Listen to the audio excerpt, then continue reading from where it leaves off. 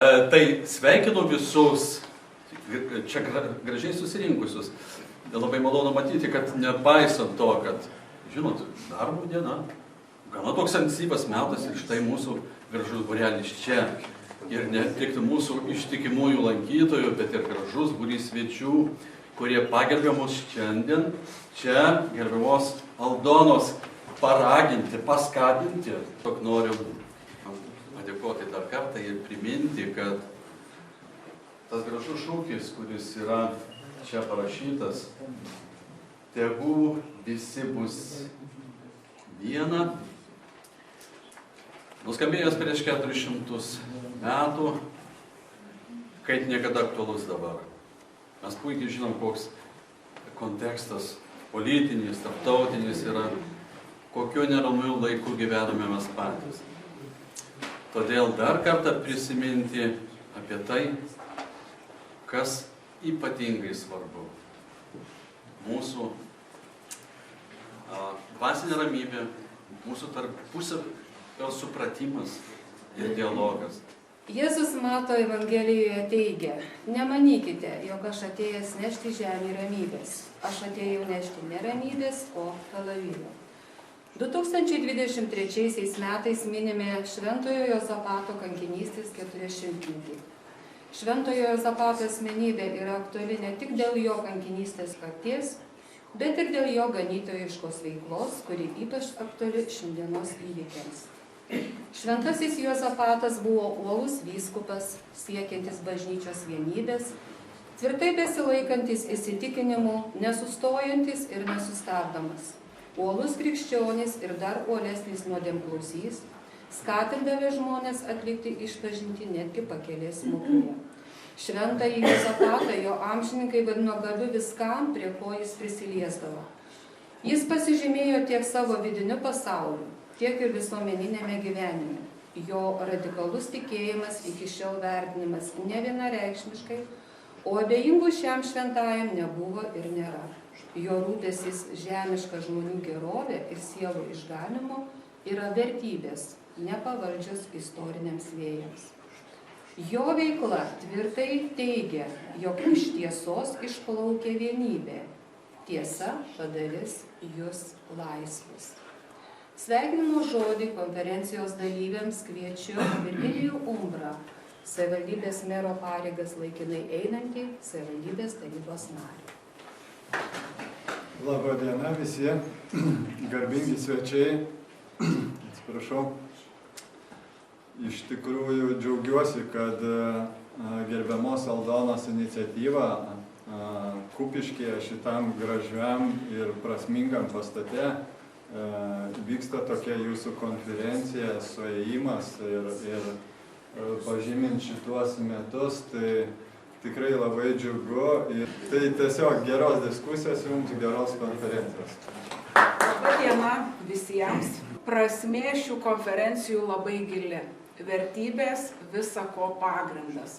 Pagrindas bendravimui, susitarimams, sprendimų priėmimui. Vertybės yra pagrindas žmogaus ramybei, savijautai, geram būviui pačiam su savimi.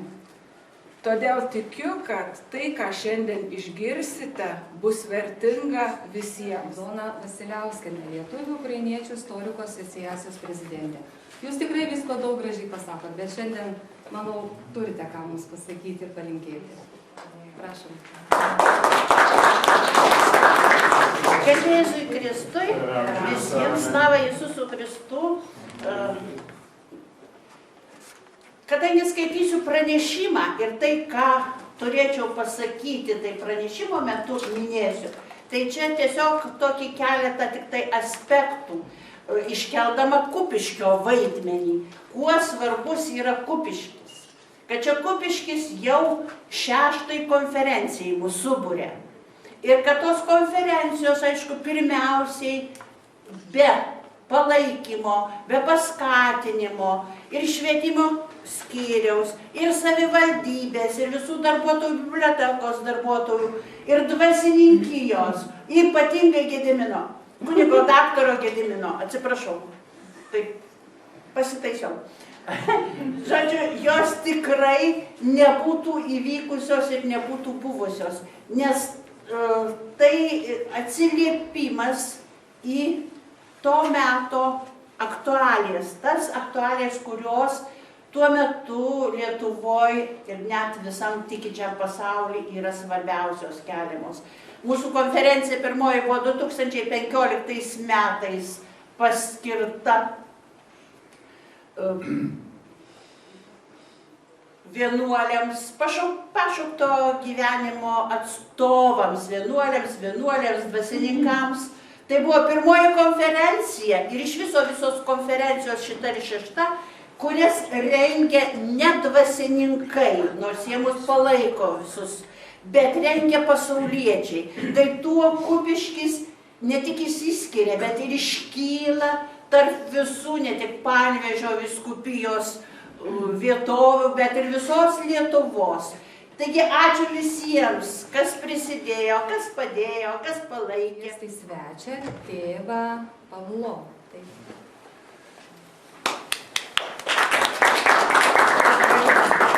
Vieną sekundėlę, aš galiu dar. Galite visada. Aš noriu pasakyti, kad tėvas Pavlo Krečiūnas yra dabar šiuo metu misijose. Гербе Єсу Христу, Лабадіна. Щиро сердечно вітаю всіх вас тут в цих стінах бібліотеки від нашого Васлянського чину. Taigi suprantate. Nuoširdžiausiai sveikinu visus, nuo viso Švento Bazilijaus Didžiojo ordino narių visų. Для мене особисто бібліотека – це є тіло знань. Man biblioteka tai yra širdis. Ir mums labai svarbu, kad čia Lietuvoje šitaip nuoširdžiai, šitaip širdingai ir labai atvirai priima šventą Jozapatą. І скажу більше, він є теж і ваш святий, литовський святий. Čia ne tik mūsų pasakysiu, bet ir jūsų šventasis. І дійсно така паралель з Казимир і Йосифат. Vat paralelės šventas Kazimieras ir šventas Jozapatas. Ir mes šiandien buvom liudininkai to, kad šventose mišiose lotynų apeigų dvasininkai ir graikų apeigų katalikų dvasininkai buvome už vieno altoriaus ir aukojame kartu mišias, tai Jozapato idėjų įgyvendinimas. O šiandien mes tyrinėjam ir čia šitoj konferencijoje kalbėsim apie švento Jozapato palikimą. Ir labai svarbu, kad ši atmintis šitam Kupiškio krašte yra gyva ir ji liksis ir gyvens bibliotekoje toliau. І це буде далі для наступних поколінь, щоб вивчати, досліджувати, і пам'ятати, і жити. Ir čia liksis ateičiai tyrinėtojams ir kitiems, kurie domėsis ir nagrinės šitos klausimus. Ну і не можу поминути те, що сьогодні в моїй країні, в нашій Україні є війна. Ir negaliu neprisiminti, kad mano krašte, mano tėvynėje vyksta karas. І це велика біда, ви всі ми добре знаємо. Ir čia didžiulis vargas, didžiulė bėda ir mes visi tai žinom. Але завдяки вам, литовцям, Bet dėka lietuviams, dėka jūsų, ми dėka. віримо в Бога, ми віримо в перемогу, ми віримо, що настане мир і все буде добре. Mes tikime ne tik į Dievą, bet per Dievą tikime į pergalę, tikime į tai, kad baigsis karas ir viskas bus gerai. Ir čia dėka jūsų. O šiandien visiems žemai lenkiuosi nuo visos ukrainiečių tautos ir dėkoju jums ir kviečiu klausyti pranešimą. Ačiū. Noriu kalbėti Panevėžio vyskupo Lino Vodopjanovo vardu ir Kupiškio dekano kunigo Mindaugo Kučinsko vardu. Ir vienas ir kitas atsiprašo, kad negali dalyvauti. Kodėl negali dalyvauti vyskupas, ne mano reikalas jo klausti ir žinoti. Kodėl nedalyvauja dekanas, jis sakė, kad šią valandą turi laidotuvių šventas mišias ir pačias laidotuvės. Tačiau su vyskupu bendravome sekmadienį, kai buvo Kriukinavo atlaiduose ir jis prašė, kad aš jo vardu pasveikinčiau. Jam labai džiugu, kad jo vyskupijoje ir ypatingai Kupiškio krašte vyksta jau nebe pirma šitokia konferencija. Tai neįprastas bažnyčios veikimo ir susitikimo su žmonėmis formatas.